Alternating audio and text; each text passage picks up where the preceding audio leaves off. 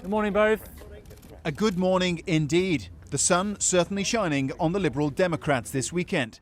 The chances of a hung parliament are odds on with one bookmaker today, and the YouGov poll for the Sun is extraordinary.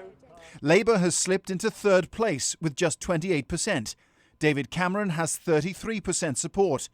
But the Liberal Democrats are banging at the door of a coalition government with 30%. That's up 8% since Thursday night's debate. Real change is more possible than people think when a growing number of people start thinking, believing that maybe we can do things differently. And I think that's what's starting. Of course I can't predict what's going to happen in the election campaign, but I think something exciting is starting to happen. In the newspapers today, David Cameron's insisting it's still a two-horse race between the Tories and Labour. And campaigning in Gloucester this morning, he made no direct mention of the Lib Dems. But Mr Cameron couldn't be clearer. The Conservative vision for Britain does not involve power sharing.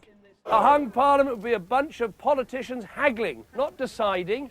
They'd be fighting for their own interests, not fighting for your interests. They wouldn't be making long-term decisions for the country's future. They'd be making short-term decisions for their own future. Gordon Brown is out and about in Bedford and Milton Keynes. A weekend campaigning blitz, the response to the YouGov poll, with the Prime Minister warning that his rivals' plans will set Britain back, not forward. It is your schools that are at risk. It is your NHS that is at risk. It is your policing in the local community that is at risk. And I just say the Conservative Party policies coming out of a recession are simply a risk too far. Next Thursday's televised Sky News debate will focus on foreign affairs and defence. Alongside Labour's record in Afghanistan and the Conservative attitude to Europe, the Lib Dems' policies on Iran and nuclear weapons will face intense scrutiny.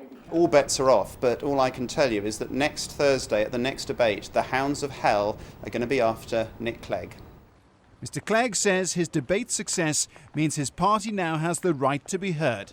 Certainly more people are going to be listening to what he has to say very closely. Paul Brennan, Sky News.